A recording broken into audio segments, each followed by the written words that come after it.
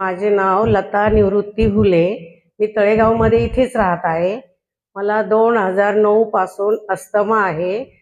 खूप म्हणजे खूप खूप जास्त प्रमाणातच जास्त गोळ्या आणि रोटाकॅप घ्यावं लागतं. शिवाय ह्या अशा महिन्यामध्ये तर मला तोंडाला मास्क पण घ्यावं लागते घरी, न्यूबिलायझर ते सुद्धा घ्यावं लागतं. पण मी इथे आली 11 दिवस झाले आणि पहिल्या दिवशी थेरपी घेतली, पण दुसऱ्या दिवशीच मला खूप म्हणजे पूर्ण फरक पडल्यासारखं वाटलं. माझ्या छातीवर दगड ठेवल्यासारखं वाटायचं.